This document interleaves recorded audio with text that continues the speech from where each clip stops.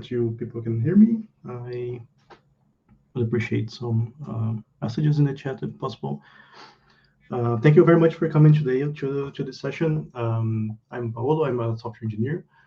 I work currently in Germany also as a data engineer, mostly helping AI products going to production. And I've been playing with large language models from a software engineer perspective, and I was hoping to introduce mostly to builders, so the intended audience is for other software engineers that know how to code and they would be interested in starting some PLCs or some applications in general. So the goal of this session today is to go over some basics, some very high level overview, and then we'll open some minutes for questions at the end, and we'll see.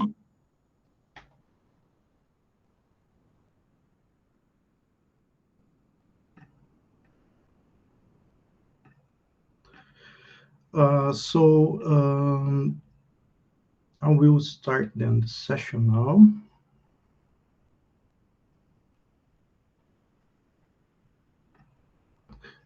And I hope you can see my screen now.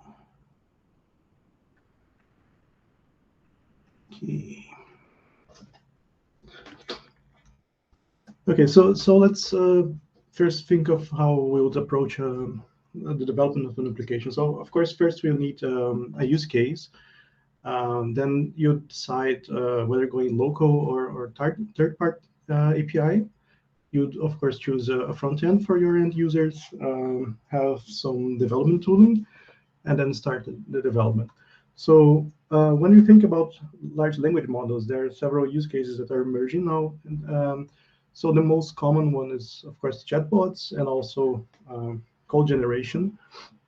But you also see some other uses coming, such as game content generation and AI agents, as well as natural language processing. So it's also interesting. Of course, there are always other use cases. Maybe you can share some that you know that it's not listed here. Let's go briefly over each use case. So the first one is that we have a question and answer scenario. You need you have some documents, some code base, or some document base, and you want to retrieve information and answer questions, or you want to integrate some automation with end users, so some customer support and so on. That's a more or less good use case for large language models. They are not the only tool that you would use it in there, but it's some things you can apply these models. And there are some typical challenges here that the information retrieval methods that you have available, they won't be perfect. So usually you have to use embeddings, and these embeddings will function with a certain similarity function, and they might not always give you good answers. So the model will invent answers, and that's typically called hallucination, which is, I think, is a bad term because these models don't really think. They're just predicting the next word for the context that they receive. Then, of course, code generation is something we all know now by GitHub Copilot. You cannot develop your own competitive tool with these tools. It's completely possible. You have some challenges such as syntax errors or integrating into your own development environment, and the same problem where model just invents things that do not exist. Game content generation. So, for instance, you can create scenarios or characters or creating choices. These things anything that you imagine for a game is possible to do this with large language models. And also, you can also here plug in other types of models, such as stable diffusion, and generate images. Of course, one potential issue here is that you have to be very careful with copyright issues because there are a lot of ongoing discussions on the topic. But it's completely possible today to just pick some models that are out there and generate content for a game dynamically. And these things are only getting better. So in the future we'll see like textures and assets.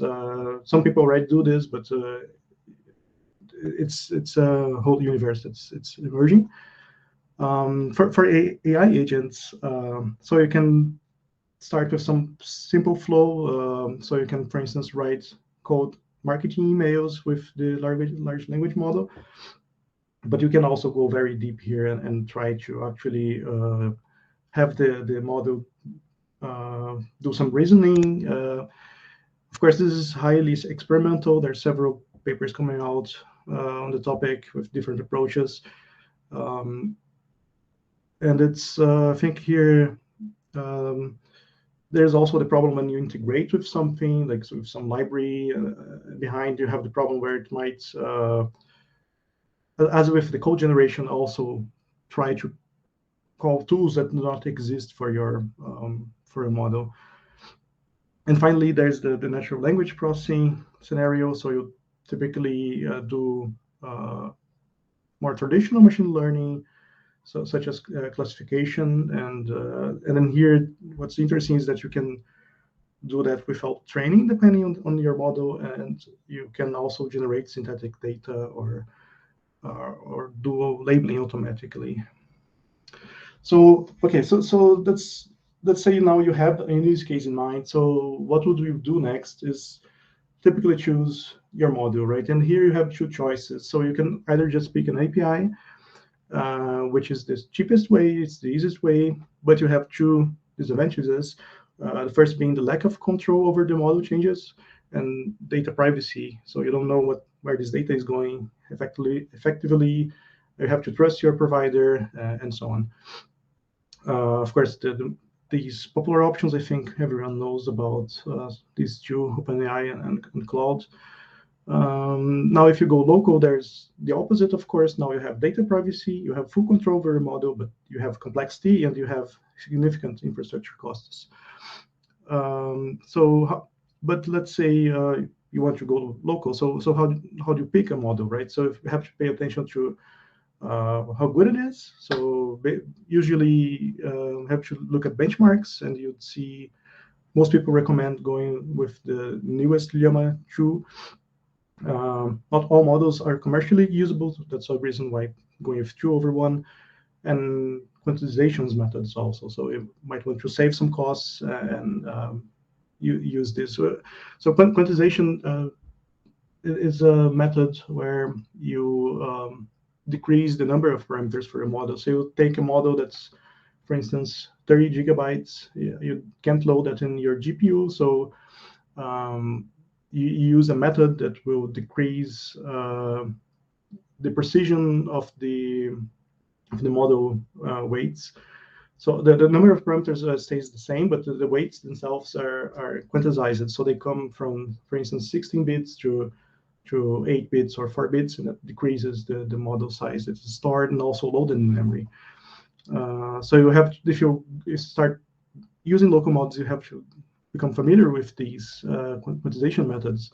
And there are several libraries you can find for these. You can find in the transformers, there's the bits and bytes integration, the GPTQ. You have XLamma, DGML.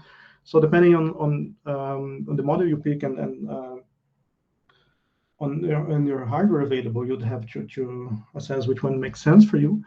And these libraries also have different supports for different frameworks. So for instance, if you want to use a framework called Guidance, you'd have to use the transformers library, not XLamma or DGML. And of course, saying local doesn't mean that it has to run in your local computer. So it can also run in the cloud. So you can use some managed services, but you can also just host a EC2 instance in AWS, for instance, and manage everything yourself. And then in this case, you'll need probably a couple of libraries like transformers and FastAPI. It's worth mentioning fine-tuning. It's usually not a good idea to start with this. You have usually a lot of requirements. It's easy to not get good results, but it's worth mentioning. Yeah, so now that you have a good idea of your model, you then go and figure out how the users would use it. So depending on the use case, of course, this would vary, um, but it should be self-explanatory for your use case mostly. And then, of course, there's some additional things we can say about this model choice. Also, the price is important, especially if you're just building a POC. I think one especially important aspect you consider is the model context length. So this is typically measured in number of tokens that the model can receive and process. And this is in some ways simplified as a memory of the model. So how much data it can process and use to create a prediction. And of course, there are different types of models. So you'll see when you start looking for these models that there are base models, there are coding models, chatting models, struct models. There's also the gorilla that's for calling API library code. So really important to research the model if you're choosing the local one. And then once you have all of that figured out, you'll probably use some frameworks.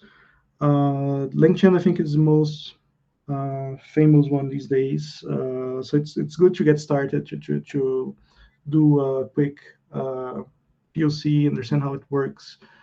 You can chain different models together. You can connect with the Python shell, with SERP API, so do Google search for the model. And also, I really like to mention Guidance, which is a library from Microsoft. So here, Guidance is a bias and sampling framework. This means that you can direct your model into different ways. So it's very useful when you want to integrate with something where so to make the model choose between different options, for instance, such as calling an automation in the background. So maybe depending on the user input, you might want to send an email, or maybe you want to search Google, and then Guidance can help that the model always outputs a valid prediction. So it achieves these by this bias and sampling mechanisms.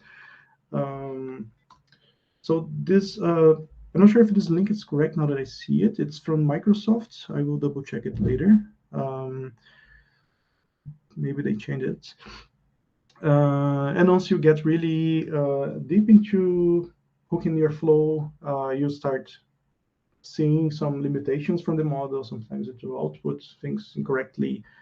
And then at this point, you might be tempted to play with prompting techniques.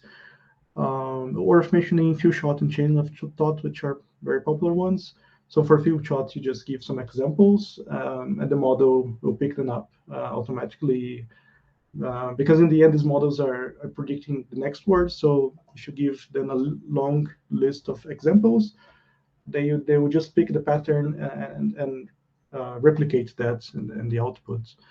And the chain of thought is something which depends a bit also on the model training to work correctly, but you basically give the model a structure to follow where it's doing thoughts and actions, and then it can try to create a reasoning.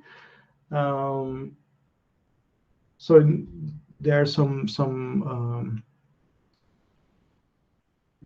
papers that mention how much it improves over the traditional prompting, and for this, I really recommend this prompting guide where all of these prompting techniques and others are explained in depth, and you can also have better references there. So The next thing to think about is whether you need or not embeddings for your use case. So when you're doing a chatbot, you probably would try and integrate with embeddings. So embeddings are typically vectors that represent your data. We have some rather old example these days of word2vec, where words are mapped to a semantic space. So the distance between words are basically how close they are in meaning, and you can use this embeddings for information retrieval. So you can apply a function basically, or pass through your data, and for each part or each block of your data, it will be converted to a vector, and then you would compare the user input, the user question, to which block it looks like, and retrieve that and use that in the answer. So it's very important here to keep in mind that open source models currently outperform OpenAI. So even if you decide to using API for your model, you might still use open source embeddings. And they're usually small. You can even use CPUs for these. And I really recommend this leaderboard for Hugging Face, from Hugging Face, where you can check how good they are. And for each data set, so they are good at. So also the type of embeddings, that the use case, you have to do some research also on what makes sense for you to get a good output, and also think about how you calculate these distances, right? So it's not just importing the library and using it. Of course, you can do that, but you take the most of them. You have to dive a little bit deeper and understand exactly what they are doing, what they're good with, and try different distance functions. And it's not so trivial, in my opinion, to get it right. But they are a good tool for this information retrieval use case. There are some frameworks for this, like Llama Index. You would also find typically vector stores and databases. There are plenty of these I just mentioned here too. So let's say now you have this use case. You want to build an adventure game with some content generation. So on a very high level overview, how would you see it? So for the first layer, of course, is your front end, and then you have some backend which will communicate with your front end. And here you might just glue some OpenAI proxy, or you can host your own model using Hugging Face with a fast API. And then in this case, I probably recommend that you use something like guidance, so you can generate, for instance, JSON objects without any syntax errors, and then generating these unique things. And sometimes you might consider also hosting a second layer, so keep your web service detached from the model. So maybe you want to add an optional layer here. Just hook in an example here of how that layer might look like. Or you can also use a very famous UI that people use these days for local models, Uba, which is a funny name, but that is how it is. Yeah, and that's pretty much wrapping up the topic. So in general, if you're starting, avoid fine-tuning. You should probably start with a paid API before you know really how your application is going to look like, because otherwise you just get lost at setting up models locally and understanding all the quantization methods and how to get a good result and so on. So probably the best thing you can do is just get an API and then pick one of the frameworks that makes sense for you, for use case, and just just start prototyping something. And here you also have some You actually have a lot of existing projects around, so it's probably a good idea to go over GitHub and look at those and see if you find something similar. Um, so yeah, thank you very much for coming. I will now open for questions, and I will try to share these slides now in the chat. Hopefully, it works.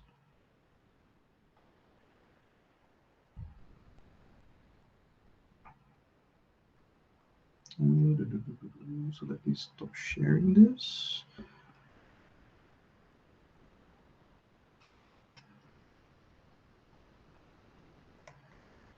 So hopefully you can see the slides now in the chat.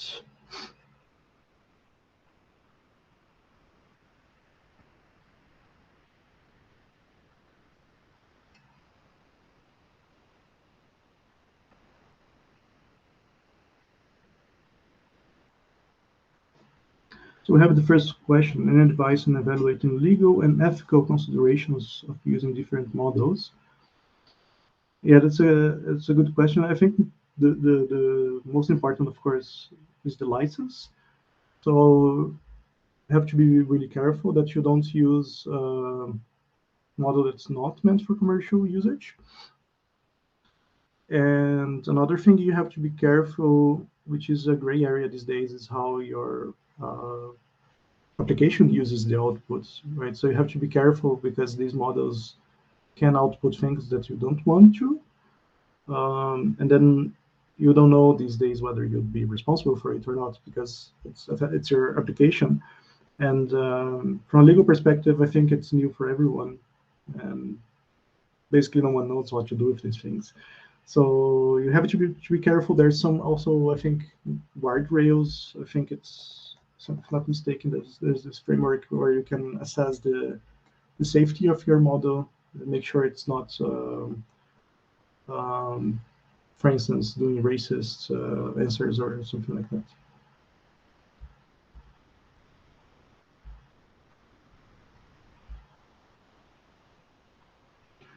Any suggestions on good candidate LLM for BI? That's a good question. So when you mean BI, do you mean basically doing SQL queries, so ingesting like some table schemas and getting a query from the user, so get me the top 5 um, country department sale that had the most sales or something like that, right? Yeah, yeah. I don't know the best one front of my head, but typically you would go with the coding models.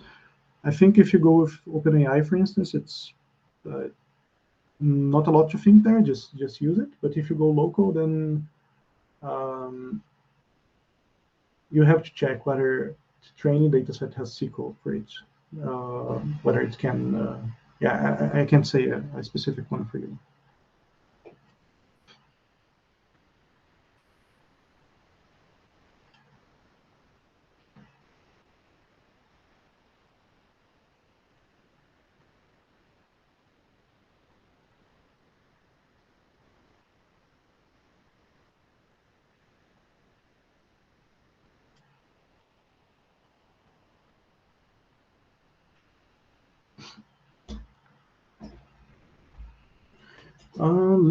Language translation models. Yeah, so for translation models, I think. Do you mean like natural language, like English to German, or do you mean like Python to C, or like programming languages, English, German? Um, yeah, I know that Facebook Research has some models. I'm just not sure about license. For instance, you can see this one. It's used typically for it's a method of data augmentation. where you just translate the data set from one language into another, then back. So I know that these libraries use this model out of the box. I don't know whether it's like state of the art, to be honest, but I think it works very well.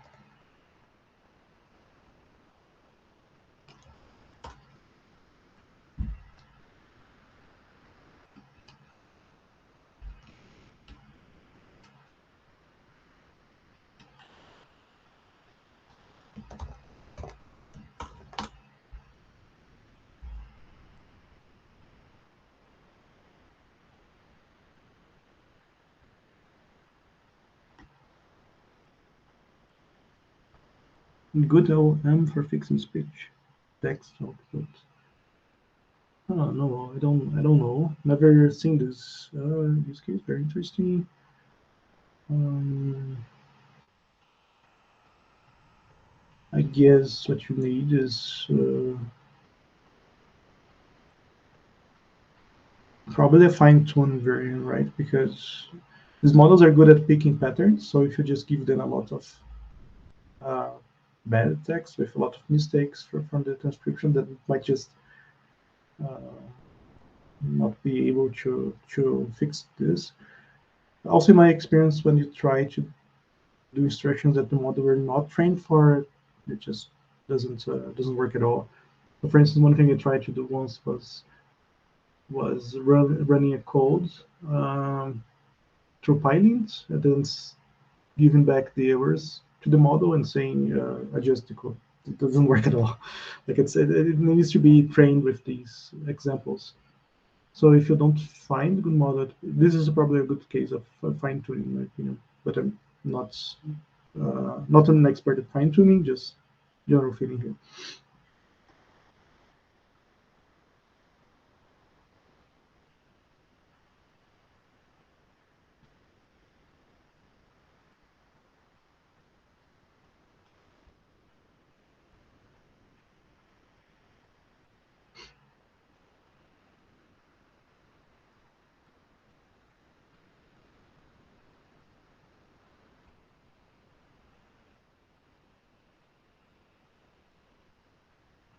All right, then I have a couple more minutes. If we don't have any more questions, we can end the session.